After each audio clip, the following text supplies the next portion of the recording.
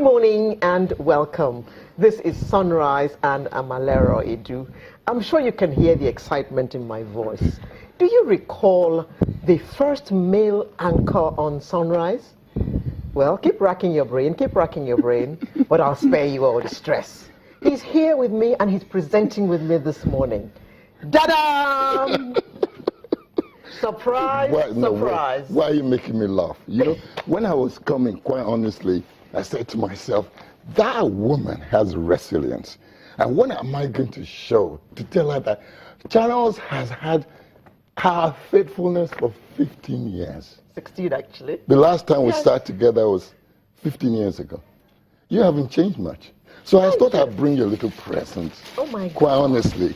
For if we just, it's just, you know, nice chocolatey present so that you can put on more weight, of course, and get ugly because you are not looking different at all in 15 years. That's not fair on the young girls. It's not fair on the young girls. But having said the thought behind this lovely gift here, Patrick, I think I'll take 1 whole year to empty the box. So that your wishes will not come true. That will take another 15 years. Another 15 years. Patrick, okay. Thank you. Good morning. Nice to see you again. Thank you for joining us. It's a long time. I mean, I've not sat on this seat for 15 years, and it looks like it was just like yesterday. And quite honestly, when I watch her at home sometimes, I say, oh, Larry's still there. She hasn't lost any little bite, and she's still as caustic as ever. Ooh. And did I use the word caustic? Did I just say that? Is that what I am? No, really? No. Quite honestly, I've picked up a few vocabulary in 15 years. It's not television language, I'm very sorry. Good of you to join us, Patrick. Thank you very much. Nice you to haven't be here. changed much yourself. Well, you know, the Mrs. Momo was telling me, Patrick, I hope you will wind up when you're wound up. I said, is that all you remember about me? She said, yes. I said, okay, I'll try. So I'll try to wind up when you say wind up. You better obey Aya because she gets very touchy. Well, Ayola will get angry if you don't wind up when she says wind up. Okay, well, quite honestly. Okay? Yes. Right. Now, in the course of the week, Yes. Budget 2017 was announced. Yes. And, well, we're not analyzing that budget today. We're not economists. But the budget has been announced. Yeah. And one thing that people are really talking about is this tax adjustment. And people are particularly talking about how it's going to affect pharmaceuticals. Seeing as we don't produce a lot of drugs in this country, most of our drugs are imported, and there are many sick and ailing Nigerians who are going to have to pay almost double for the drugs that they're permanently on, like those who have hypertension, those who have diabetes. Terminal diseases and stuff. Exactly. Yeah. So, and ECOWAS is saying that there should be no duty on on medications at all. What are your thoughts? Well, the thing is that we have to start somewhere. And if you're looking for the perfect situation all the time, it never happens. I'm sure there's a thinking behind what they're doing, which I hope will one day lead to some kind of revolution in our health system where we have, you know, institutions that actually can make drugs for us without having to import. I'm sure that, you know, like when there was this structural adjustment program and they told us about that, you know, backward integration, that people should go back and do things. Many things were happening. We're having things like pineapple wine, you understand, cassava bread, and people were actually going back to look at what can we do with the raw materials that we have. How long are we going to depend on imports and so on? And there's a lot of knowledge in this area in Nigeria. If people would just go back a little bit, these days a lot of herbal products are coming up, and a lot of them are very effective, you know. So maybe this will make us, you know, but what we're saying, of course, is it can be gradually done. You know, in fact, it shouldn't be just. Yes. I was scanning the papers just before we came into the studio, and somebody was saying about 10, 15 years ago, it was almost taboo to talk about herbal medicine. Exactly. So, but now It's it everywhere. seems to be the trending Exactly. thing. People are going back Yes. to Yes. herbs, Yes. look for cures for Yes. all kinds of things. Yes. We need to actually develop that. Yes, yes. And, you know, think, Yes. 'cause the complaint all the time is, oh, there's no dosage. Yes. Is it 1 cup you will take, or is it 10 cups? Yes. So those who are involved in this should actually work a bit more and let us have the dosages. Yeah, well, the thing is, our dosages are actually from tradition and practice. You understand? And Yes. Trial and error. Yes, you know what? The